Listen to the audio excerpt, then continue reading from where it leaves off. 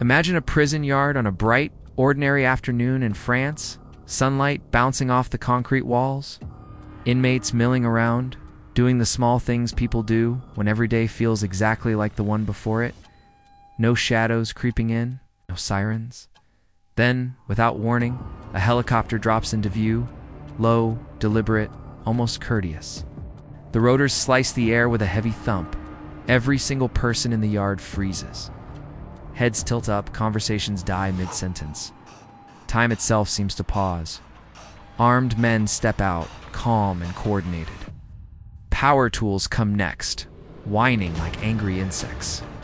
Smoke grenades bloom in thick white clouds. Reinforced doors that were built to last decades simply give way with a series of sharp, echoing cracks. And right in the middle of it all, one man walks forward like he's been rehearsing this exact moment for years. No panic in his stride, no wild eyes, just calm, focused purpose, as if this is precisely how the scene was always supposed to go. That man is Redouane Avi.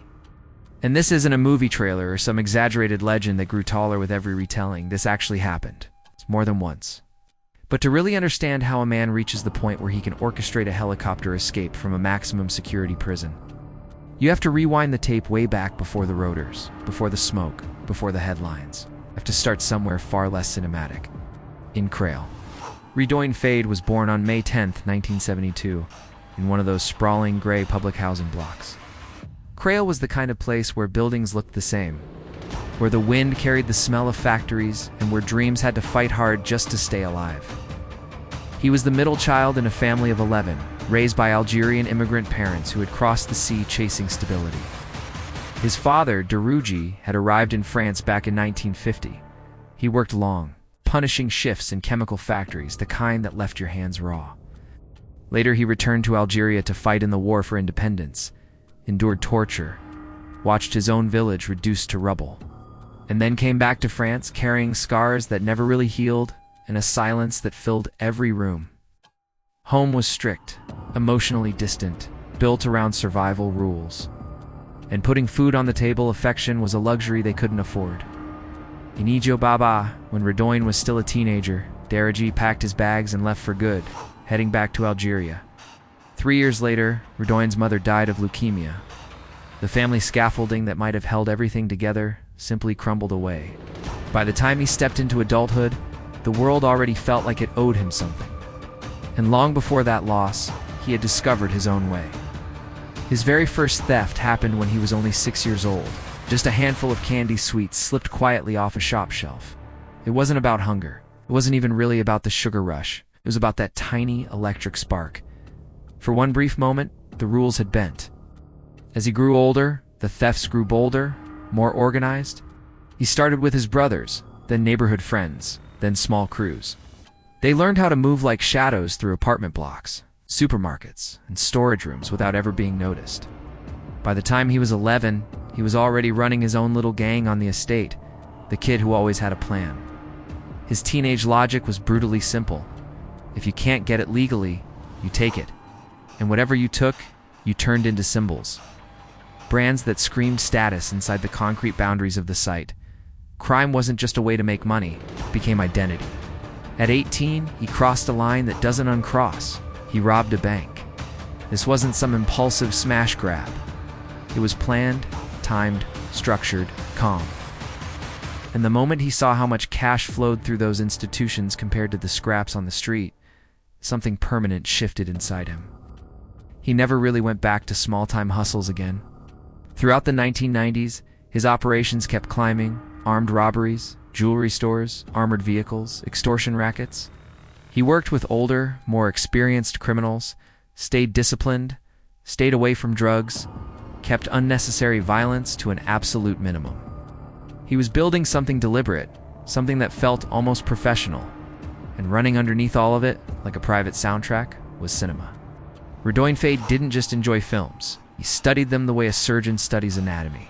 He memorized dialogue, blocking, timing, the way a man carries himself when he believes he's in total control. French crime classics, American heist masterpieces, Heat, Reservoir Dogs, Point Break. He admired the raw legend of Jacques Mesrini. But he modeled himself on something cooler, more composed, almost cinematic in its precision.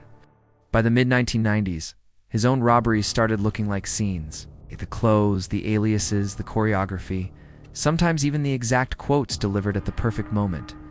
It wasn't parody or imitation. It was rehearsal. It's life imitating art, and then art teaching life exactly how to move. In 1997, after one of his biggest armored truck robberies, Fade simply disappeared. He slipped across borders, changed identities, lived quietly in Switzerland, then Israel. He learned Hebrew fluently. He blended in so completely he could walk past law enforcement without raising an eyebrow. He trained, waited, stayed patient. For 3 full years he stayed ahead of everyone hunting him, till one day he didn't. Arrested after a pursuit tied to smuggling, he was tried in 1998 and handed a 30-year sentence. He would serve 10 of them. Inside prison, the obsession didn't fade. It deepened, took root. He watched Heat so many times the guards started teasing him about it. But to Doyne, it wasn't entertainment anymore. It was instruction, loyalty, timing, silence, keeping emotion locked away where it couldn't betray you. When he finally walked out on parole in 2009 for good behavior, he looked every bit the transformed man. He published an autobiography. He sat for interviews. He spoke openly about regret, about the mistakes of his past, about how his criminal life was firmly behind him. He even wrote a personal letter to Michael Mann, the director of Heat, thanking him for shaping his thinking, crediting the film with teaching discipline. To the public, he seemed reflective, controlled, almost rehabilitated. A success story. But the story wasn't finished, not by a long shot. In 2010, an armored truck robbery in Créteil went horribly wrong. Gunfire erupted. Confusion swallowed the scene. A young police officer named Aurélie Fouquet was killed in the chaos.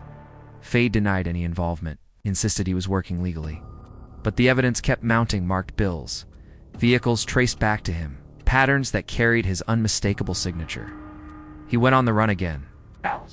This time it didn't last long. Arrested in 2011, he was sent back inside with a sentence that eventually climbed past 50 years. And that's when the story quietly changed genres. The robberies faded into the background. The escapes took center stage.